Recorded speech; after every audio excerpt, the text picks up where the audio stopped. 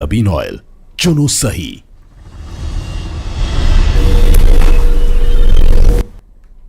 नमस्कार, साथ की बड़ी खबर देख रहे हैं आप। मैं हूं आशीष त्रिपाठी आपके साथ। नमस्कार, मैं हूं रीनू यादव। सबसे पहले बात करेंगे लोकसभा चुनाव 2024 के लिए। आज प्रचार का आखिरी दिन है। 7वें और अंतिम चरण के लिए आज शाम 6 बजे प्रचार का शोर थम जाएगा। और इस चरण में 7 राज्यों और 1 केंद्र शासित प्रदेश के 57 लोकसभा सीटों पर मतदान होना है। 7वें चरण में देश की सबसे हॉट सीट वाराणसी में भी मतदान होना है और इस सीट से प्रधानमंत्री नरेंद्र मोदी तीसरी बार चुनावी मैदान में हैं और सभी सीटों के लिए 1 जून को मतदान होना है।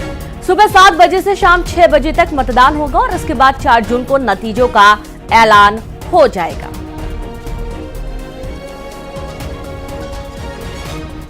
और आज शाम 7वें और आखिरी चरण के चुनाव प्रचार का शोर थमने के बाद प्रधानमंत्री नरेंद्र मोदी कन्याकुमारी में होंगे।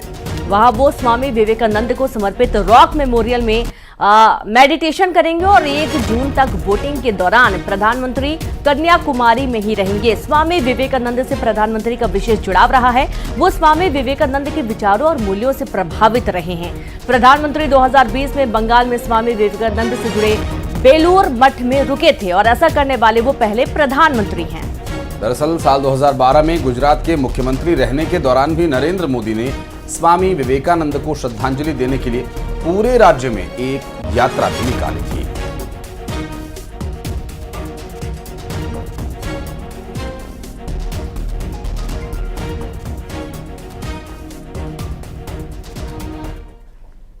सीएम डॉक्टर मोहन यादव ने कांग्रेस पर जमकर बोला हमला। कांग्रेस पर पंजाब को बांटने का आरोप लगाया।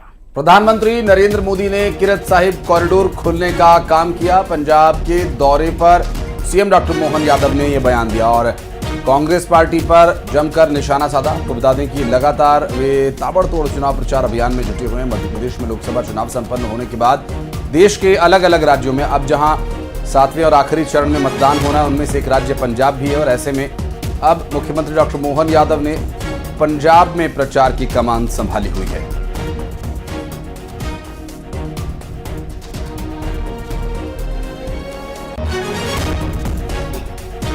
एहसास है कांग्रेस ने अपनी गलतियों के आधार पर ये 5 नदियों वाला पवित्र पंजाब, इसको बांटने का भी काम किसी ने किया।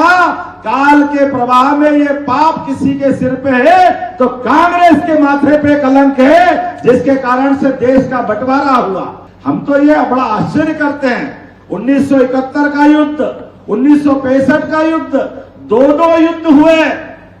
देश के जवानों ने दुश्मन की छाती पर भारतीय तिरंगा फहरा करके अपनी ताकत का एहसास कराया, लेकिन जो देश के कर्ता धर्ता थे उनकी कायरपन के कारण से हमारे स्वाभिमान के प्रतीक को हम नहीं ले पाए।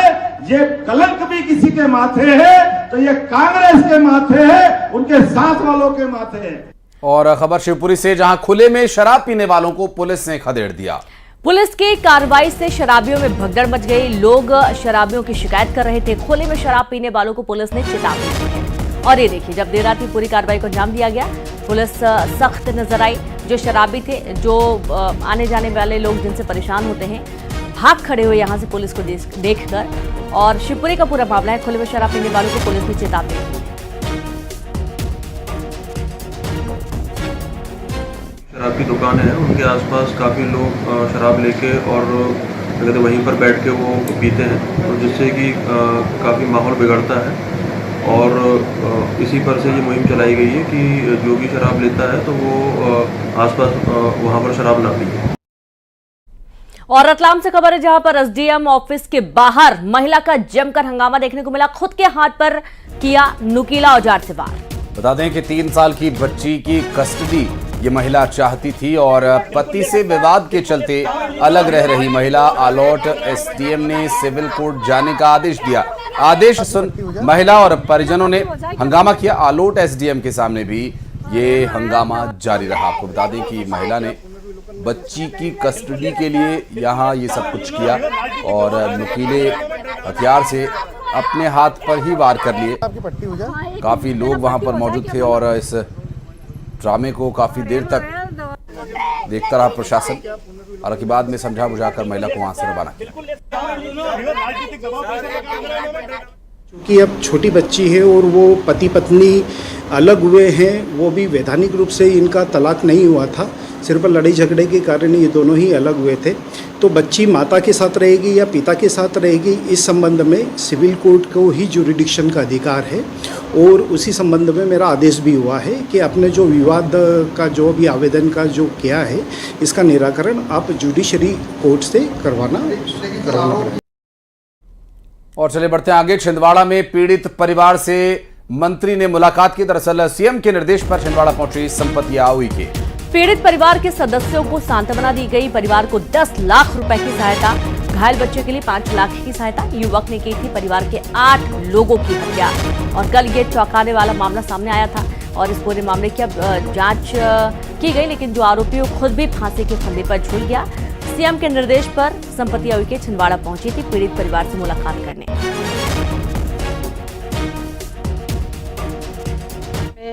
तत्काल पे हम लोगों ने अंत्येष्टि सहायता के रूप में 10-10 हज़ार रुपया दिए हैं और 50-50 हज़ार रुपया उनकी दोनों बहनों को, और जो घायल है जो हॉस्पिटल में जो घायल के रूप में वहाँ पे अस्पताल में जिसका ट्रीटमेंट हो रहा है उसको हम लोग 50 हज़ार दिए हैं।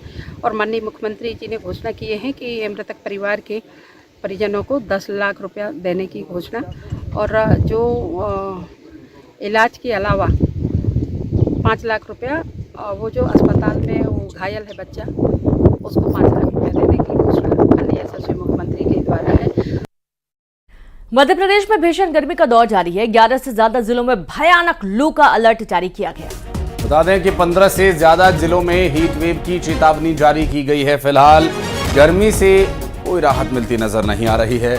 मौसम विभाग ने इस पर पूर्वानुमान जताया है और ऐसे में एहतियात बरतने की आवश्यकता है। 15 से ज्यादा जिलों में हीट वेव लोगों को तपा सकती है।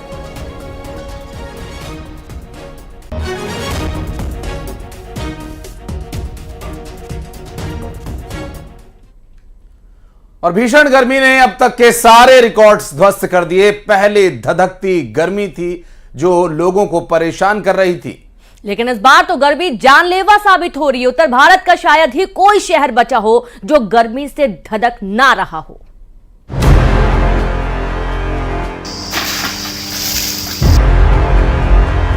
दिल्ली में गर्मी का टॉर्चर, राजस्थान में 53 डिग्री वाला आपातकाल,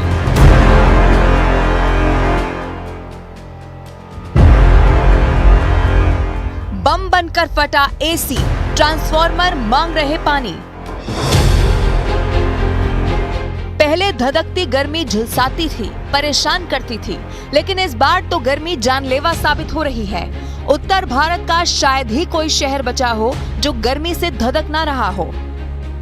बिहार में भी गर्मी ने एक साथ कई शहरों पर अटैक किया। बिहार के औरंगाबाद में तापमान 47 डिग्री पार कर चुका है। शेखपुरा, बेगूसराय, वैशाली से डरा देने वाली तस्वीरें सामने आई हैं। गर्मी ने यहां बच्चों पर भी कहर बरपा दिया। धधकती गर्मी का आलम यह है कि बिजली के ट्रांसफार्मर भी गर्मी के सामने पानी मांग रहे हैं। यूपी के कई शहरों में ट्रांसफार्मर का तापमान 80 डिग्री तक पहुंच गया, जिसकी वजह से इसमें आग लगने का खतरा है। इसीलिए पानी का छिड़काव कर इसे ठंडा किया जा रहा है। ये तस्वीरें नागपुर की हैं, जहां ट्रांसफार्मर को ठंडा रखने के लिए कूलर लगाए गए हैं। वहीं गाजियाबाद में तो गर्मी की वजह से एक घर में लगा एसी तेज धमाके के साथ फट गया। हालांकि चिलचिलाती धूप और झुलसा देने वाली गर्मी का सबसे ज्यादा असर राजस्थान के शहरों पर है, जहां अब तक 122 लोगों की गर्मी से मौत हो चुकी है। वहीं दिल्ली में भी तापमान 50 डिग्री तक पहुंचकर अब तक के सारे रिकॉर्ड तोड़ चुका है। और अब आपको एक तस्वीर दिखाते हैं। बूंद बूंद का महत्व प्यासा ही जानता है या फिर वो जो भीषण गर्मी से परेशान हो। देखिए, पाइप के लीकेज से टपक रहे बूंद बूंद पानी से एक बगुला कितनी राहत ले रहा है, ये तस्वीरों में आप साफ देख सकते हैं। इस चिलचिलाती गर्मी में एक बगुला बूंद बूंद पानी से काफ़ी आराम महसूस कर रहा है और पानी एक बूंद गिर रहा है, लेकिन उस एक बूंद पानी से राहत लेने के लिए ये पक्षी कितने जतन कर रहा है और सुकून से यहाँ पर बैठा हुआ है। और अमूमन पक्षी के इतना पास जाने पर पक्षी उड़ जाया करते हैं, घबरा कर भाग जाते हैं, लेकिन यहाँ इस भीषण गर्मी में शायद वो ये सोच रहा हो कि अगर उड़कर भागा तो गर्मी से मारा जाऊंगा, और शायद यहाँ रुककर एक चांस है। हालांकि पानी के पास और गर्मी में यूँ भी पानी सबकी मूलभूत आवश्यकता है, और ऐसे में क्या पशु क्या पक्षी।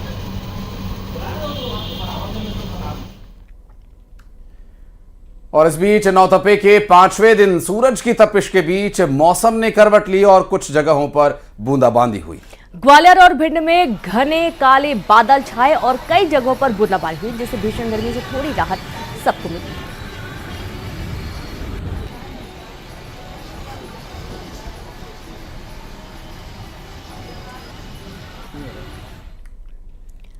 और नर्मदापुरम जहां सिवनी मालवा के बिसोनी कला में फसल सूखने पर किसान ने ट्रैक्टर चलाकर जोत दिया। किसान की फसल सिंचाई का पानी न मिलने से सूख गई थी। दरअसल किसानों ने अब मुआवजे की मांग की है और इनका ये कहना है कि इस नुकसान के लिए प्रशासन को हर्जाना देना चाहिए और इस नुकसान का भरपाई करने के बाद कुछ राहत हो सकती है। हालांकि किसान की फसल सूख जाने की वजह से उसने खेत में लगी हुई फसल पर ही ट्रैक्टर चलाकर उसे जोत डाला, और जो अब किसी काम की नहीं है, और काफ़ी नुकसान किसान को हुआ है।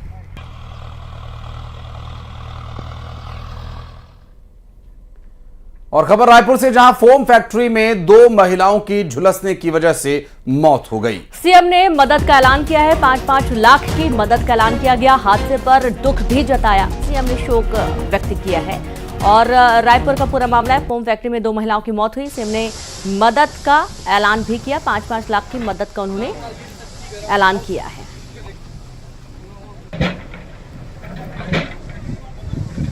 तो ये देखिए, जहां फोम फैक्ट्री में आग लगी थी, आग को बुझाने के तमाम जतन किए गए और इस दौरान 2 महिलाओं की इसमें मौत हो गई। रायपुर के खमतराई थाना के गोंदवारा में बुधवार को एक फोम फैक्ट्री में भीषण आग लग गई। हादसे में 2 महिला कर्मचारियों की मौत हो गई। आग इतनी भीषण थी कि धुएं का गुबार दूर तक दिखाई दिया। आग लगने के दौरान फैक्ट्री में 7 मजदूर काम कर रहे थे और इनमें 5 लोगों ने भागकर किसी तरह से अपनी जान बचाई।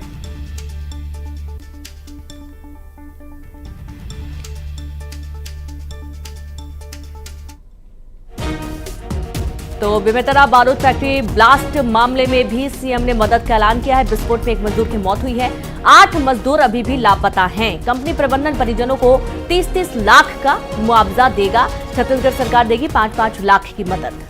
दरअसल सीएम ने सोशल मीडिया एक्स पर लिखा इस मदद के बारे में, और उन्होंने बताया कि वो सरकार की तरफ से क्या मदद करने वाले हैं, और ऐसे में पीड़ितों को आर्थिक मदद की घोषणा के बारे में माइक्रो ब्लॉगिंग साइट एक्स पर एक पोस्ट करके उन्होंने इसके बारे में जानकारी दी। बारूदी फैक्ट्री में हुए धमाके में 1 मृतक और 8 लापता मजदूरों के परिजनों को कंपनी प्रबंधन की ओर से जो मुआवजा दिया जाएगा, जो राहत दी जाएगी, उसमें 30-30 लाख रुपए की सहायता राशि प्रदान की जा रही है। ऐसी जानकारी खुद मुख्यमंत्री के एक्स हैंडल से सामने आई और शासन द्वारा 5-5 लाख रुपए की आर्थिक सहायता घोषित की गई है।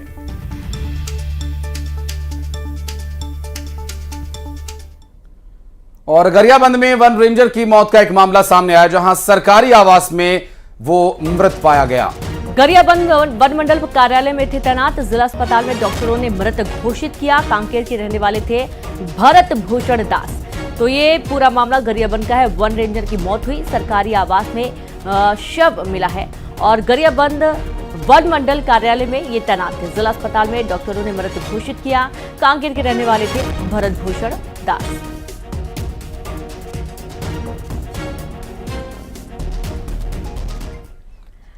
दुर्ग में पोच ढलाई के दौरान हादसा हुआ, जहां 27 फीट ऊंची सेटरिंग भरभरा कर गिर पड़ी। काम कर रहे 10 मजदूर घायल हो गए। बाकी मजदूर यहां बाल बाल बचे। बताया जा रहा है कि बाफना गोल्फ क्लब की ये घटना है और घायलों को जिला अस्पताल में भर्ती कराया गया है। और काम कर रहे मजदूर जिन्हें चोट आई है और घायलों को अस्पताल ले जाया गया इलाज के लिए। दुर्ग से ये पूरा मामला सामने आया जब सेटरिंग ढह गई और मजदूरों को चोट आई।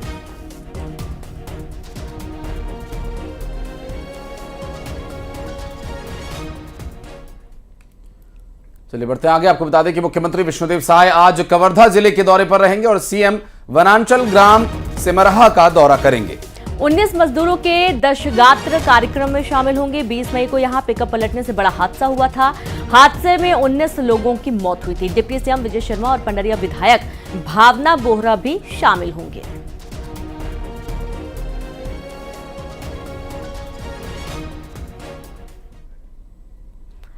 और खबर निवाड़ी से, जहां अवैध खदान पर बड़ी कार्रवाई की गई है। 2 LNT, 2 हाइवा, 2 JCB जब्त की गई है। आपको बता दें कि एक ROC मशीन भी जब्त की गई है और सातारा नदी में हो रहा था यह अवैध खनन। SDM, तहसीलदार, SDOP मौके पर पहुंचे।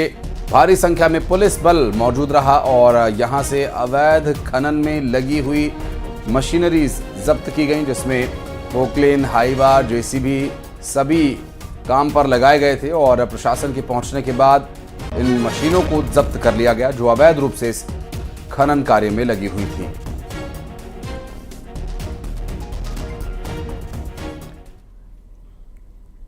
और खबर बैतूल से, जहां रेत माफिया पर सर्जिकल स्ट्राइक। दरअसल अवैध परिवहन करते 11 डंपर जब्त किए गए हैं।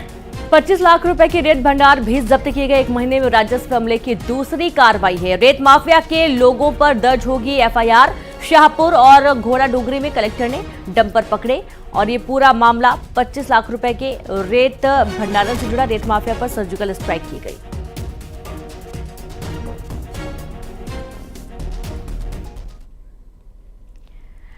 उज्जैन के बाबा महाकाल के मंदिर में पास ही बने महाकाल लोक में अब सभी मूर्तियां पत्थरों की लगाई गई जाएंगी और सभी मूर्तियों के बनाने का काम जोरों शोरों से चल रहा है। बता दें कि ये प्रतिमा ओडिशा के कलाकार बना रहे हैं। पहले फेज में सप्तऋषियों की एक भगवान शिव की मूर्ति भी बनाई जाएगी और उसके बाद धीरे धीरे सभी मूर्तियों को पत्थर की मूर्तियों से बदल दिया जाएगा और नई मूर्तियों पर करीब 25 से 30 लाख रुपए खर्च होने की संभावना जताई जा रही है। महाकाल लोक में 106 मूर्तियां लगी हुई हैं, जो दर्शन करने के बाद अमूमन यहां पर आप घूमने के लिए जा सकते हैं। और अब जो मूर्तियां लगाई जाएंगी वो पत्थर की होंगी, जिस पे अब काम चल रहा है। उससे 3 गुना ज़्यादा 12 दिन में 15 दिन में। समाज कल्याण पंचायत विभाग के उज्जैन हाट परिसर में महादेव मूर्ति कला कार्यशाला की स्थापना की गई है।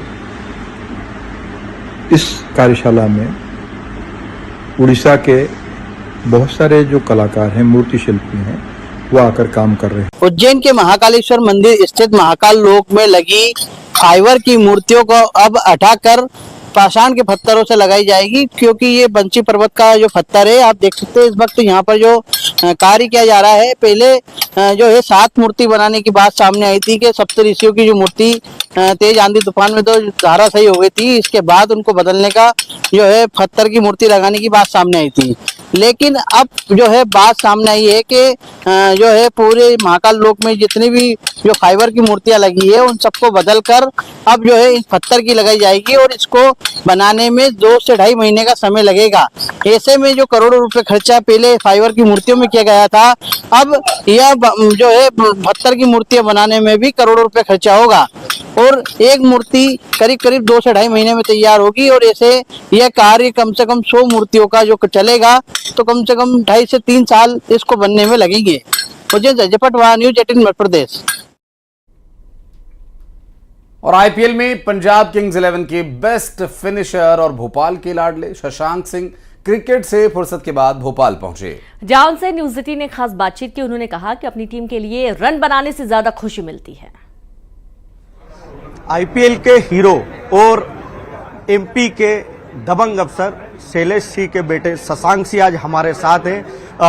IPL में इस बार आप बेस्ट फिनिशर भी माने गए और ऐसा रहा कि जब भी मैच आया तो पंजाब 11 को उम्मीद रहती थी कि शशांक है तो मैच हम जीत जाएंगे और आपने वो भूमिका निभाई भी बेस्ट फिनिशर की, तो कैसा महसूस होता है? नहीं सर, काफ़ी अच्छा लगता है कि जब अपनी टीम को जिता पाते हो मैचेस, जो थोड़े बहुत कॉन्ट्रीब्यूशन में दे पाए अपनी टीम को जिताने के लिए काफ़ी खुशी होती है, बिकॉज आप मेहनत इसी दिन के लिए करते हो कि अपनी टीम को जिता पाओ, एक टीम बहुत सही है तो अच्छा लगता है। एट द सेम टाइम आपको रियलाइज भी होता है कि कहाँ आपने गलतियाँ की हैं, आप बेटर बन पाओ नेक्स्ट मैच में। तो काफ़ी अच्छा एक्सपीरियंस था इस साल, काफ़ी सारी सीख भी मिली कि कहाँ जहाँ थोड़ी बहुत गलतियाँ की, जो मोमेंट्स हमें जीतने चाहिए थे, मैं नहीं जीत पाए, तो वो मोमेंट्स भी रियलाइज हैं। और जो थोड़ी बहुत अच्छी पारियाँ खेली वो भी अच्छा लगता है। तो काफ़ी ग्रेटफुल हूँ फ्रेंचाइजी के लिए कि उन्होंने मौका दिया, मुझे अपॉर्चुनिटी दी और मैं थोड़ा बहुत खरा उतर पाया उस पर। प्रीति जिंटा वो कई बार कहती ही रही कि शशांक ने बेस्ट परफॉर्म दिया, तो जब वो तारीफ करती हैं तो कैसा लगता है आपको? सर बहुत अच्छा लगता है। आई मीन जैसे आप उनको देखते हैं ग्लोबल स्टार, मैं भी उनको वैसे ही ग्लोबल स्टार देखता हूँ। मैंने हमेशा उन्हें बड़े पर्दे पर ही देखा है। तो जब पहली बार मैं उनसे मिला था तो मैं भी एक ऑस्ट्रक हो गया था। मेरे लिए बहुत बड़ी सेलिब्रिटी स्टार हैं, आज भी वो वही हैं। बट ऑब्वियसली जब वो मुझे सपोर्ट करती है, मुझे इतना प्रमोट करती है, मेरी तारीफ करती है, तो मुझे बहुत खुशी होती है और मुझे लगता है कि शायद मैं कुछ सही कर रहा हूँ कि आई मीन इतना बड़ा स्टार आपको सपोर्ट कर रहा है। अब शशांक सिंह, आपका भी एक सपना होगा कि इंडियन टीम में खेलना है, तो क्या लगता है कब तक सपना पूरा होगा, क्या उम्मीद कर? सर ये एक प्रोसेस है। आई मीन सपना जब क्रिकेट चालू किया था उस दिन से सपना है ये, और ये सपने के लिए काफ़ी सारे लोगों ने मेहनत की। आप जैसे लोगों का बहुत बड़ा हाथ है सपने के पास जाने में। और ऑब्वियसली जब भी ये सपना पूरा होगा, जितनी खुशी मुझे होगी उतनी खुशी आप लोग को होगी। तो प्रोसेस चालू है इसका और भगवान की दुआ से जल्दी ही वो दिन आएगा। तो हम भी उम्मीद करते हैं कि जल्द ही शशांक इंडिया टीम का चेहरा हो। Thank you so much sir, आप लोग का आशीर्वाद है। Thank you sir. तो देखिए ये है शशांक सिंह, जो पंजाब के बेस्ट फिनिशर तो रहे ही, और अब उनका एक सपना है, और हर क्रिकेटर का सपना होता है कि एक बार इंडिया क्रिकेट टीम के लिए खेले। तो वो भी भरोसा जता रहे हैं और परफॉर्मेंस है कि एक ना एक दिन जरूर उन्हें इंडिया की टीम में मौका मिलेगा। कैमरामैन अजय के साथ शैलेंद्र चौहान, न्यूज 18 भोपाल। और यहाँ रुक रहे हैं एक छोटे से ब्रेक के लिए। आप देखते रहे न्यूज 18 MP छत्तीसगढ़। नमस्कार।